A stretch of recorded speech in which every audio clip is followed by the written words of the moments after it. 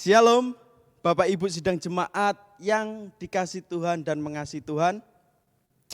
Bagaimana kabarnya Bapak Ibu? Kiranya pemeliharaan Tuhan boleh kita rasakan dalam setiap pribadi kita masing-masing. Sebab Dia Allah yang tetap menyertai kita dari dulu, sekarang, hingga sampai selama-lamanya. Mari Bapak Ibu persiapkan hati kita untuk kita sama-sama mengikuti di dalam ibadah doa malam. Kiranya Tuhan menjamah setiap hidup kita untuk lebih diperbarui lagi seturut dengan kehendak-Nya. Sebelum itu mari kita berdoa. Bapa di dalam surga, sungguh kami bersyukur hari ini Tuhan masih izinkan, Tuhan masih berikan kami kesempatan untuk kami boleh menikmati ibadah yang Tuhan boleh berikan kepada setiap kami. Di dalam ibadah doa malam ini kiranya Tuhan mau memimpin kami, membimbing kami untuk kami lebih mengerti apa yang Tuhan mau untuk kami lakukan di dalam setiap kehidupan kami sehari-hari. Tuhan, kiranya Engkau hadir untuk melindungi dan menjamah setiap kami.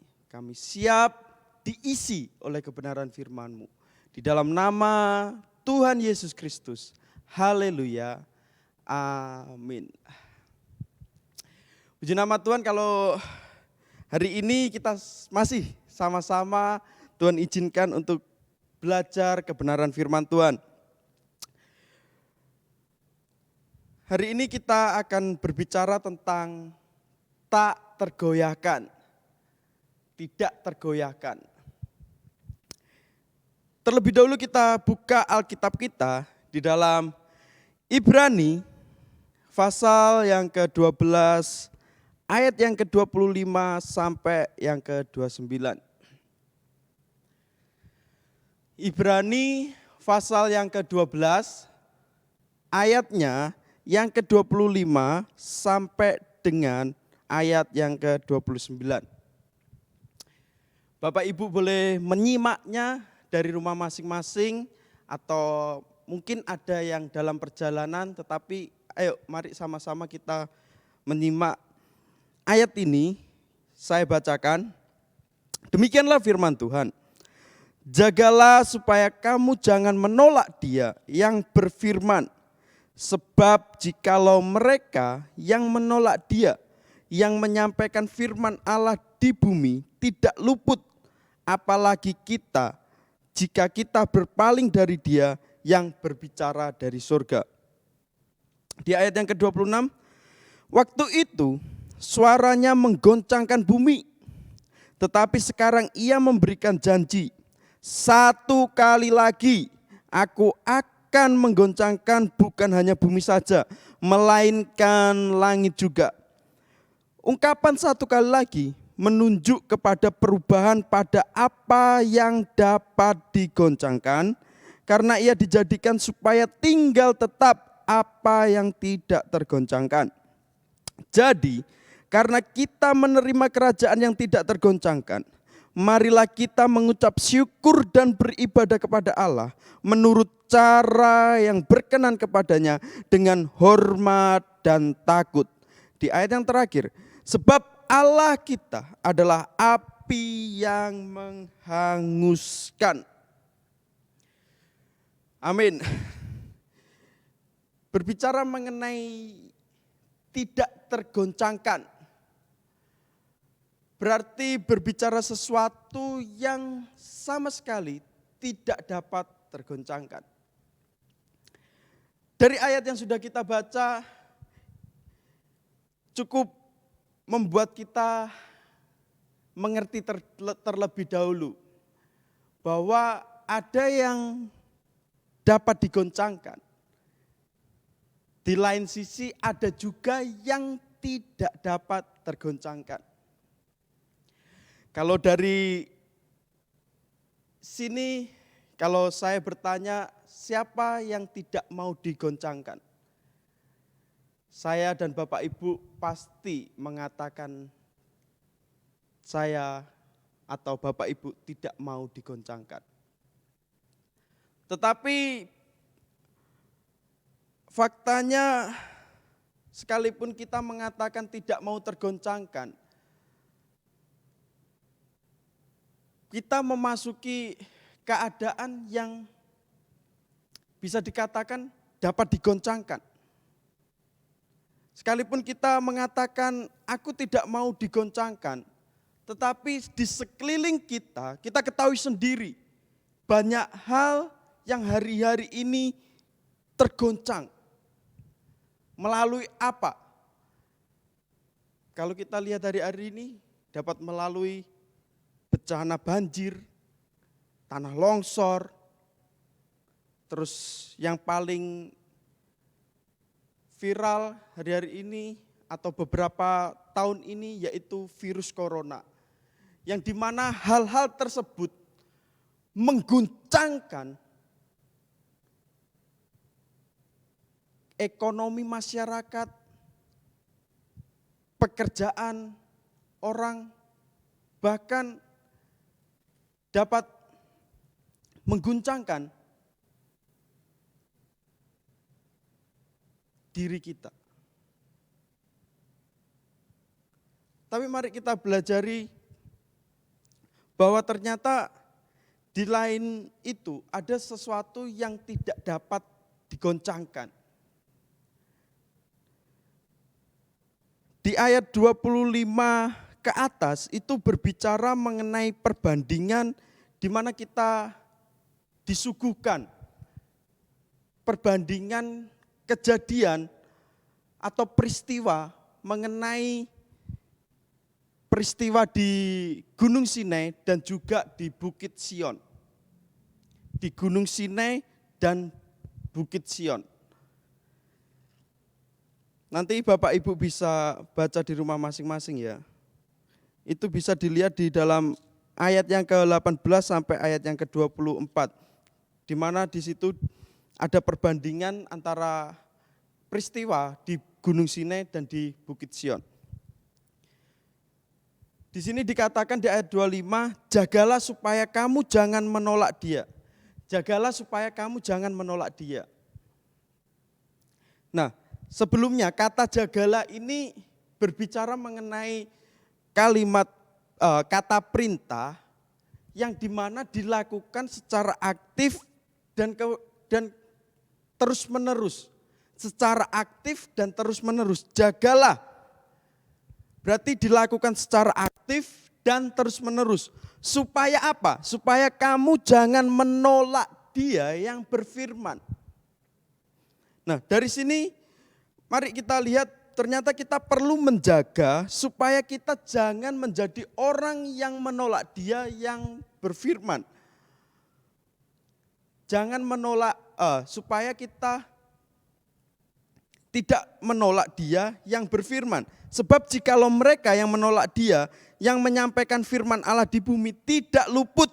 Apalagi kita jika kita berpaling dari dia yang berbicara dari surga. Kalau kita lihat dari sini mungkin kita akan kebingungan ya. Apa yang dimaksud dengan jikalau mereka yang menolak dia yang menyampaikan firman Allah di bumi tidak luput. Apalagi kita jika kita berpaling dari dia yang berbicara dari surga. Ternyata ini mengkisahkan kejadian di Gunung Sinai. Di Gunung Sinai di mana Allah menampakkan dirinya di Gunung Sinai. Itu bisa dibaca di dalam Keluaran pasal yang ke-19. Nah, Keluaran pasal yang ke-19 di mana Tuhan menampakkan diri di Gunung Sinai.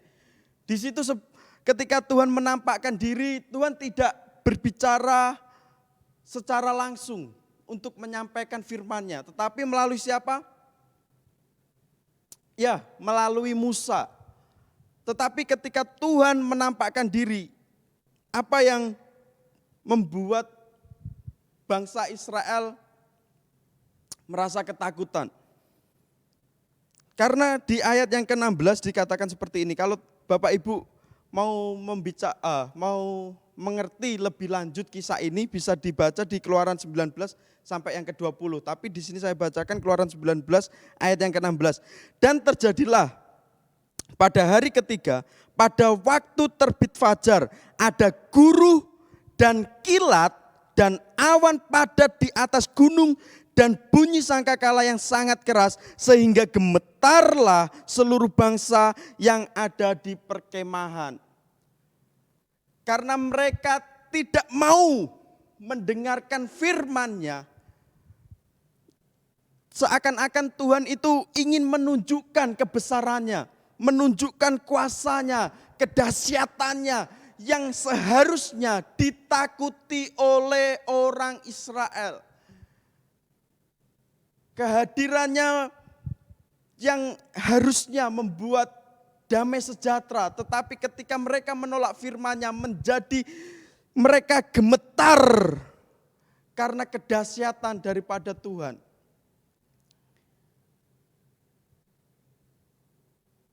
Ketika kita melihat hal ini, kemudian ada perbandingannya. Dia yang sebab jikalau mereka yang menolak Dia yang menyampaikan firman Allah di bumi tidak luput. Nah, bangsa Israel tidak luput dari peristiwa itu. Mereka melihat kebesaran Tuhan, mereka tidak bisa melarikan diri, tidak luput dari hal itu. Dan kemudian dilanjutkan, apalagi kata penghubung dengan kata apalagi ini berbicara mengenai sesuatu yang lebih besar dari hal yang dibicarakan sebelumnya. Apalagi di sini dikatakan apalagi kita jika kita berpaling dari Dia yang berbicara dari surga. Apalagi kita jika kita berpaling dari Dia yang berbicara dari surga. Nah, dari hal ini ternyata kita bisa mengatakan bahwa ini bisa disebut dengan hal yang dimaksud dengan sebuah argumen dari yang lebih kecil ke yang lebih besar. Sebuah argumen dari yang lebih kecil ke yang lebih besar. Yang lebih kecilnya apa tadi? Yang lebih kecilnya itu menyampaikan firman Allah di bumi tidak luput. Terus ke yang lebih besar berpaling dari Dia yang berbicara dari surga. Nah, kenapa ini berbicara yang lebih besar? Karena di ayat yang ke-26 dijelaskan, waktu itu suaranya menggoncangkan bumi. Nah, waktu itu yang dimaksud waktu yang mana? Waktu Tuhan menampakkan diri di Gunung Sinai. Nah, waktu itu suaranya menggoncangkan bumi. Nah, kita tadi sudah lihat peristiwanya, bagaimana itu menggoncangkan bumi, terus kemudian tetapi sekarang Ia memberikan janji. Janjinya apa? Janjinya satu kali lagi, aku akan menggoncangkan bukan hanya bumi saja, melainkan langit juga. Inilah yang saya katakan sebuah argumen dari yang lebih kecil ke yang lebih besar.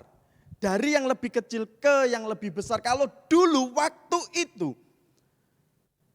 Tuhan menggoncangkan bumi dan tidak ada orang yang luput satu pun dari peristiwa itu. Apalagi pada saat Tuhan berjanji akan apa? Janjinya ungkapan satu kali lagi, di ayat yang ke-7, ungkapan satu kali lagi menunjuk kepada perubahan pada apa yang dapat digoncangkan karena Ia dijadikan supaya tinggal tetap apa yang tidak tergoncangkan. Jadi di sini kalau tadi waktu itu hanya bumi saja yang digoncangkan, tapi Dia berjanji bahwa akan apa? Hanya satu kali lagi aku akan menggoncangkan bukan hanya bumi saja, melainkan apa? Langit juga. Tidak hanya bumi, melainkan langit juga.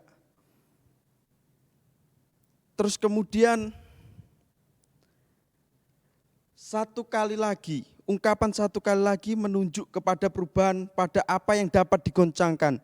Karena ia dijadikan supaya tinggal tetap apa yang tidak tergoncangkan. Jadi yang dimaksud satu kali lagi itu menunjuk kepada apa yang dapat digoncangkan. Berarti yang dapat digoncangkan itu apa? Langit dan bumi beserta segala isinya itu dapat digoncangkan.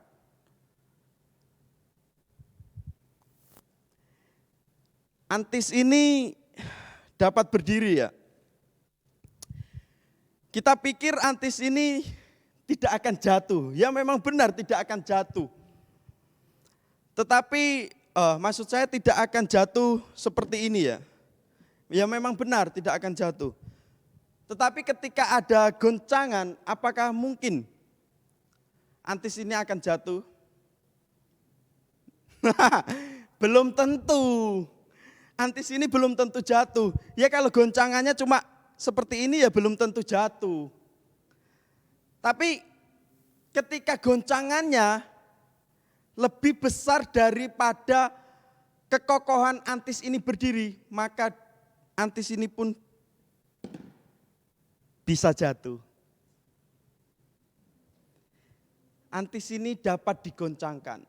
Loh, jangan pikir mimbar ini tidak dapat digoncangkan loh. Bisa kalau yang menggoncangkan lebih kuat. Bisa. Saya mau jatuhkan mimbar ini pun bisa. Karena apa? Karena yang menggoncangkannya lebih kuat. Berarti berbicara mengenai yang tak tergoncangkan adalah apa? Adalah hal yang dapat digoncangkan dengan kekuatan yang lebih besar. Sebuah pohon, walaupun dikatakan kuat sekali, sudah tumbuh sampai 10 tahun sehingga punya pondasi yang kuat. Jangan pikir pohon yang seperti itu tidak bisa digoncangkan. Kalau datang badai yang lebih kuat daripada pondasi yang ada, pasti juga akan rubuh, pasti juga akan tergoncangkan. Berarti sesuatu yang lebih kecil daripada yang menggoncangkan itu dapat digoncangkan. Nah pertanyaannya dalam ayat yang sudah kita baca ini, siapa yang menggoncangkan? Tuhan loh, Tuhan sendiri yang berjanji. Di sini dikatakan ia memberikan janji. Ingat, ia ini menunjuk kepada siapa? Kepada Tuhan. Berarti yang menggoncangkan yang maha kuasa. Yang menggoncangkan yang maha kuasa. Ia memberikan janji, satu kali lagi aku akan menggoncangkan bukan hanya bumi saja, melainkan langit juga. Nah satu kali lagi itu menunjuk kepada apa? Suatu hal yang dapat digoncangkan. Kalau Tuhan yang maha kuasa yang menggoncangkan, tentunya langit dan bumi ini beserta isinya, apa itu? Gak ada perbandingannya. Gak dapat dibandingkan dengan kekuatan Tuhan. Berarti Tuhan dapat menggoncangkan hal yang ada di muka bumi ini. Bapak Ibu, dengan hal seperti ini sebagai suatu bisa dikatakan suatu peringatan, tetapi bisa juga dikatakan suatu ancaman. Ancaman bagi siapa? Ancaman bagi mereka yang menolak firman Tuhan. Ancaman bagi siapa? Ancaman bagi mereka yang tidak mau menerima firman Tuhan. Ancaman bagi siapa? Ancaman bagi mereka yang hari-hari ini tidak mau datang menyerahkan diri kepada Tuhan. Dan biarlah itu bukan saya dan Bapak Ibu. kalau itu bukan saya dan Bapak Ibu, maka kita akan menikmati di ayat yang ke-28 dikatakan, jadi karena kita menerima kerajaan yang tidak tergoncangkan, marilah kita mengucap syukur dan beribadah kepada Allah menurut cara yang berkenan kepadanya dengan hormat dan takut. Ya, seharusnya kita bersyukur karena ketika kita berada di dalam kerajaan yang tidak dapat tergoncangkan, maka kita tinggal aman tetap bersama dengan Tuhan Yesus Kristus. Amin. Nah, untuk berada dalam kerajaan yang tidak tergoncangkan, perlu diingatkan, yaitu kita harus menerima dan menghidupi kebenaran firman Tuhan. Yaitu dengan apa? Dengan kita memiliki iman. Kita menerima iman yang daripada Tuhan. Jangan berpikir bahwa ketika kita beriman, maka situasi, kondisi yang ada di sekitar kita akan berubah. Belum tentu. Jangan berpikir ketika kita memiliki iman, maka segala permasalahan yang ada di dunia ini akan selesai. Belum tentu. Tapi dari apa yang sudah kita dengar hari ini mengajarkan kepada kita bahwa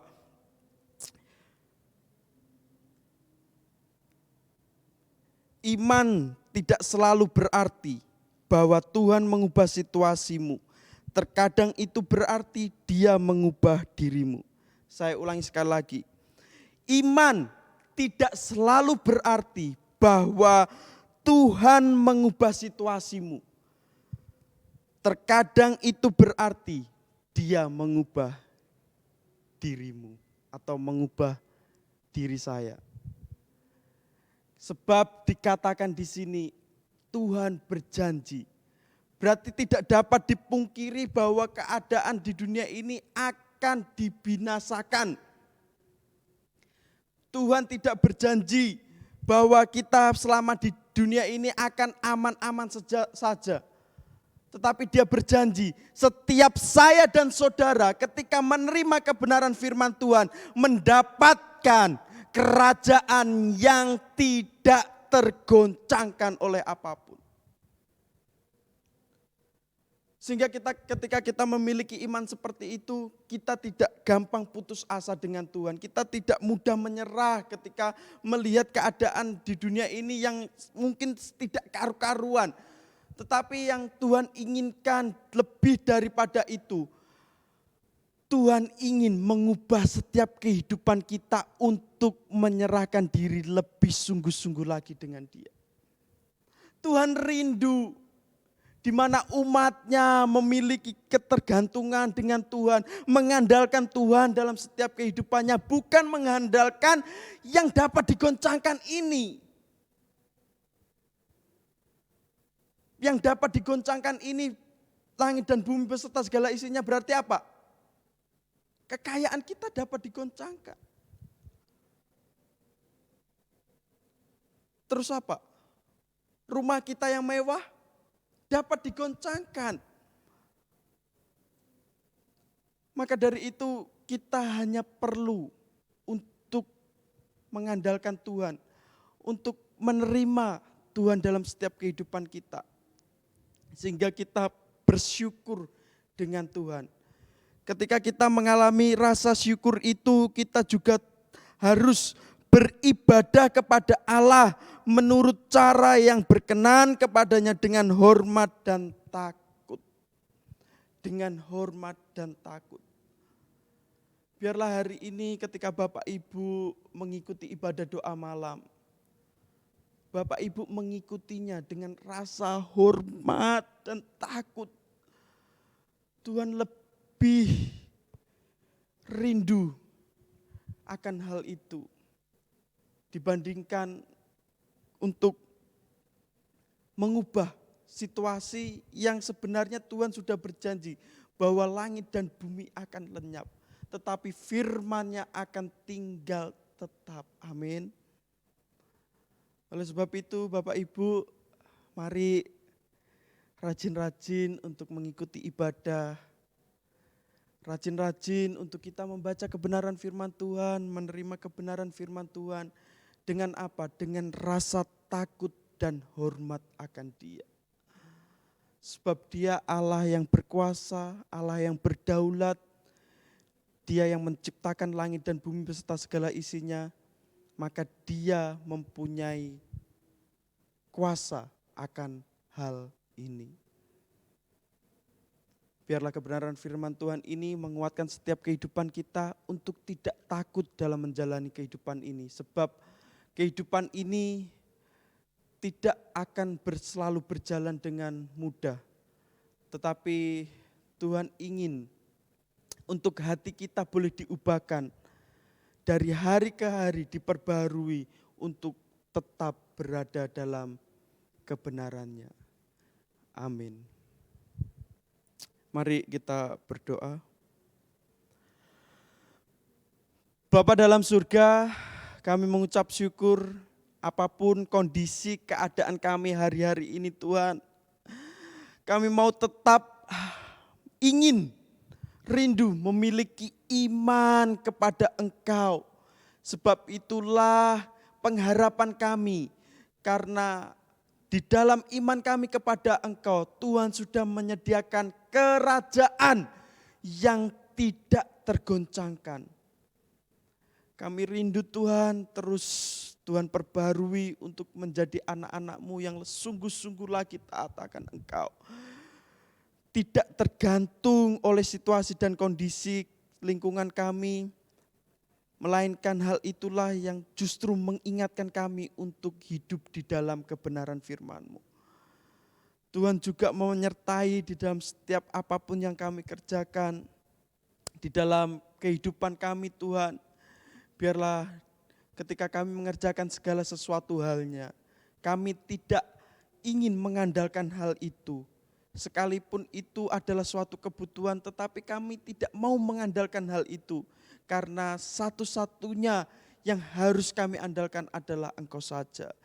Sehingga Tuhan, setiap apa yang kami lakukan adalah kami lakukan untuk Tuhan. Setiap apa yang kami miliki, kami mau mempersembahkan untuk Tuhan. Setiap kelebihan-kelebihan yang Tuhan boleh izinkan untuk ada pada kami, biarlah kami persembahkan untuk kemuliaan nama Tuhan. Sebab itulah yang berkenan untuk kemuliaan nama-Mu. Di dalam nama Tuhan Yesus Kristus, Engkau memberkati setiap kami, dan Tuhan juga mau memakai gereja-Mu yang ada di tempat ini, GAB Miracle Center, untuk Tuhan pakai lebih lagi dan lebih lagi, untuk kebenaran firman-Mu ini dapat disampaikan melalui keberadaan gereja-Mu yang ada di tempat ini. Tuhan pakai setiap program-program yang ada untuk dapat berseturut dengan kehendak-Mu saja. Setiap program-program yang ada, biarlah itu boleh menyenangkan hati-Mu dan berkenan di hadapan-Mu. Terpujilah nama-Mu, di dalam nama Tuhan Yesus Kristus kami sudah berdoa dan mengucap syukur. Haleluya. Amin. Tuhan Yesus memberkati.